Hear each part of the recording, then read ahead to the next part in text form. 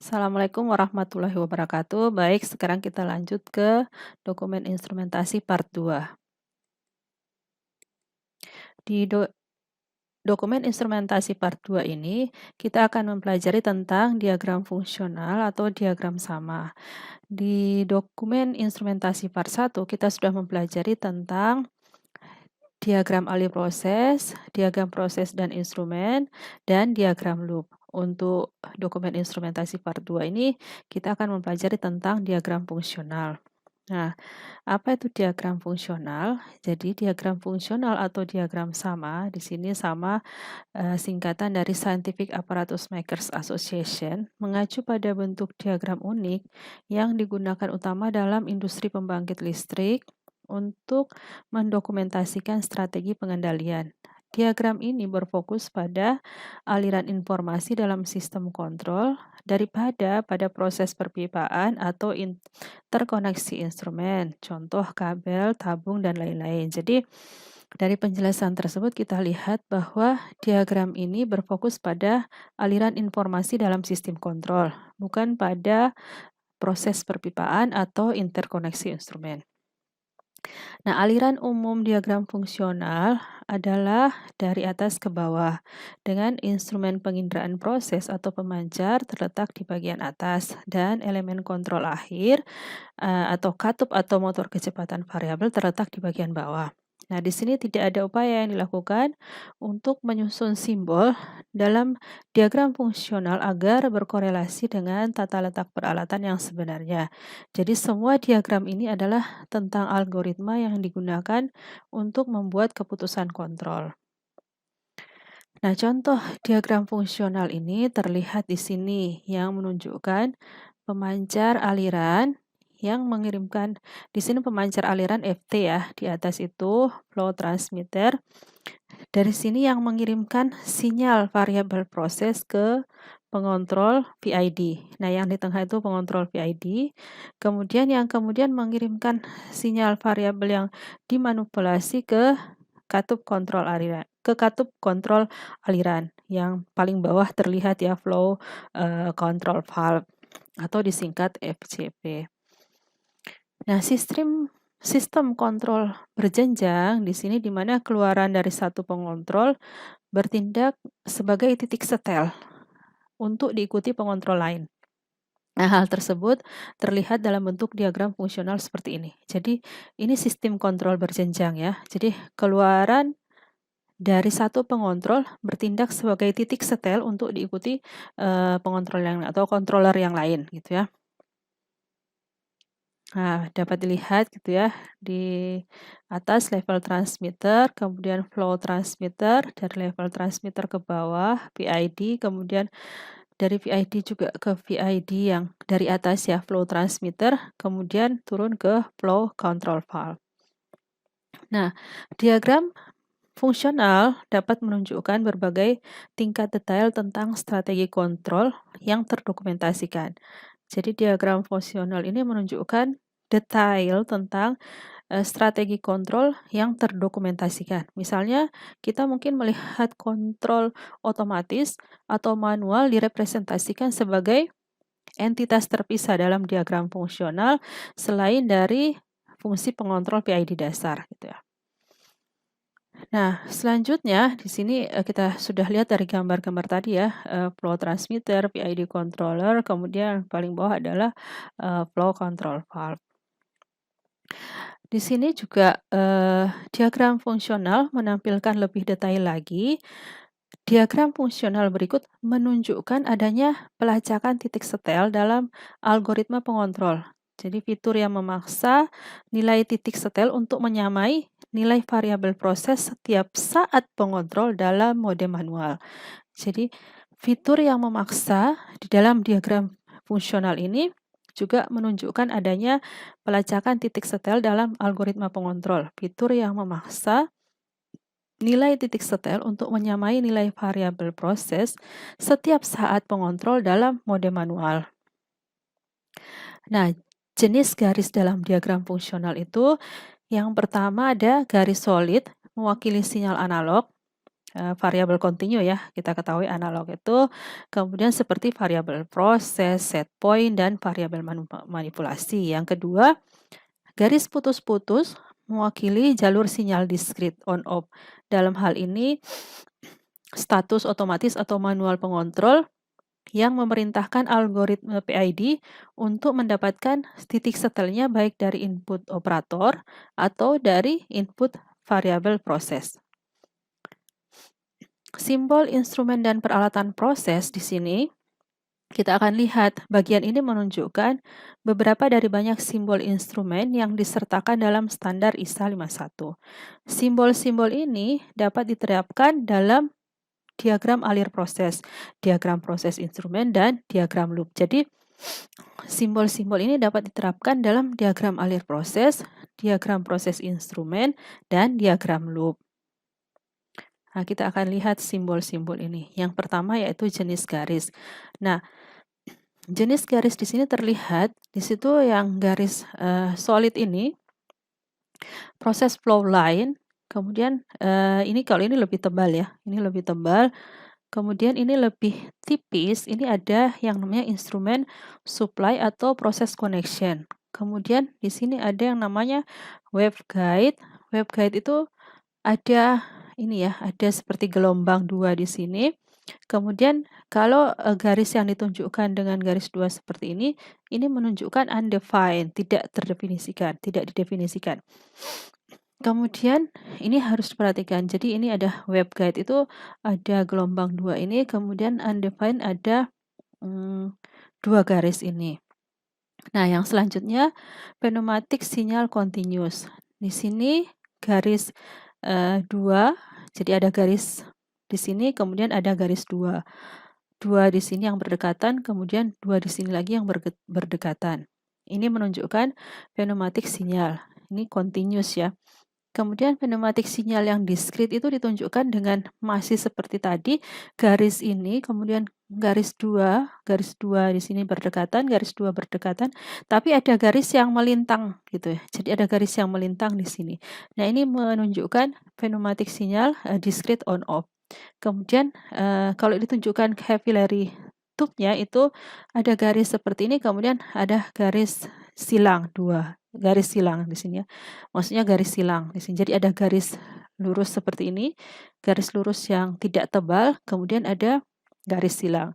Kemudian hidrolik sinyal ini ada garis lurus itu yang sama dengan garis lurus yang lain, maksudnya ketebalannya itu kemudian ada seperti tulisan L ya yang ada di tengah-tengah sini gitu. Yang ada di tengah-tengah garis tadi ini. Nah, sedangkan elektrik sinyal untuk continuous itu ditunjukkan dengan garis putus-putus ini ya.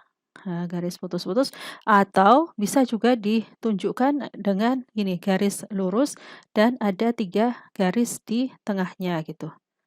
Ada 3 garis di tengahnya. Kemudian elektrik sinyal dalam hal ini diskrit itu ini ada garis putus-putus, kemudian ada garis yang melintang, ini melintang ke arah kanan ya berarti ini. Nah, di sini. Kemudian atau garis lurus dan ada 3 garis yang diikuti dengan garis melintang di sini. Nah, ini menunjukkan elektrik sinyal diskrit on off. Kemudian data link atau sistem internal di sini ini ditunjukkan dengan garis, tetapi di antara garis-garis itu ada bulatan-bulatan kecil gini. Nah, kemudian data link untuk between system gitu. Kalau tadi kan sistem internal, ini between system, ini ditunjukkan dengan garis gitu dan ada bulatan yang penuh gitu ya, yang hitam penuh. Kalau ini kan bulatannya kosong.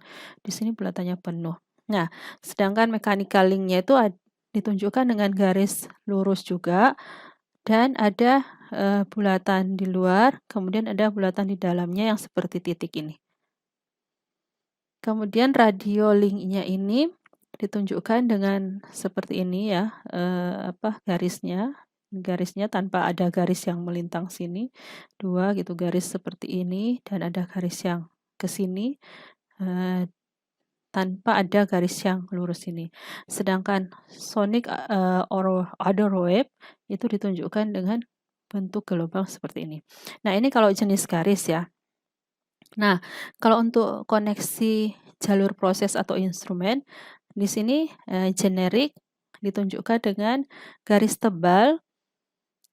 Garis tebal di sini kemudian ada garis yang lebih halus ke bawah gitu ya. Kemudian kalau 3D ini ditunjukkan dengan garis tebal yang sama tadi dengan generik dan ada garis yang lebih halus ke bawah dengan ada bulatan di atasnya. Kemudian socket weld ini ditunjukkan dengan garis lurus yang tebal sama dengan generik dan 3D tadi. Kemudian ini kotak ya. Jadi di sini kotak di atasnya, di atas garis yang lebih tipis ini. Flange itu garis seperti ini, kemudian garis ke bawah dan ada garis kecil di sini. Kemudian heat atau full trace, di sini ada garis yang tebal sama seperti tadi, garis-garis yang lain yang tebal. Ini kemudian garis tipis ke bawah dan ada garis putus-putus di sampingnya. Sedangkan direct di sini direct ini di sini ditunjukkan dengan garis yang tebal, kemudian garis yang lebih halus ke bawah dan ini kotaknya penuh terisi. Kalau tadi soket itu tidak, kotaknya kosong, sedangkan di sini kotaknya penuh. Nah, yang berikutnya bulatan instrumen. Bubble ya. Di sini discrete instrumen, ini field mounted-nya bulatan, digambarkan dengan bulatan, sedangkan main control panel front mounted-nya itu ada bulatan, kemudian ada garis melintang di tengahnya. Sedangkan main control panel rear mounted-nya itu ada bulatan dan ada garis putus-putus di tengahnya. Kemudian auxiliary control panel itu ada bulatan dan ada 2 garis di tengahnya. Kemudian auxiliary control panel untuk rear mount-nya itu ada bulatan dan ada garis putus-putus 2 jejer ini di tengahnya. Share instrumen itu digambarkan dengan bulatan tetapi ada kotak nih di luar yang mengelilingi sama seperti yang lain, di sini juga sama, di sini juga sama. Hanya sama seperti tadi ya di discrete instrument untuk yang main control panel garisnya ada. Jadi ini perbedaannya dengan yang di atas, cuman bedanya ada kotak gitu ya, ada kotak yang yang apa, yang di luarannya gini, ada kotak yang di luarannya. Nah, sedangkan untuk komputer function di sini, ini segi berapa nih? Segi 6 ya, digambarkan dengan segi 6 ini.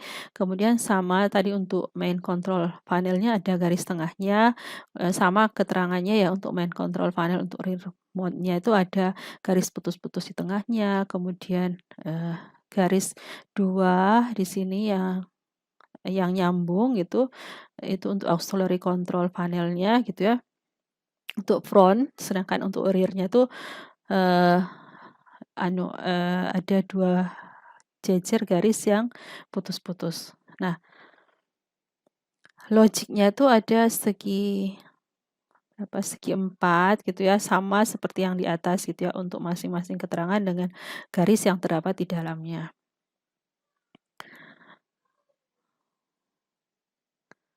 Nah, untuk jenis kartu proses, di sini ada valve generic, ini valve generic bentuknya. Sedangkan untuk global valve, bedanya dengan valve generic, di sini ada titik di tengahnya. Sedangkan butterfly valve itu ada kemudian garis seperti ini gitu ya, yang ada garis juga melintang di sini, ada titik di tengahnya.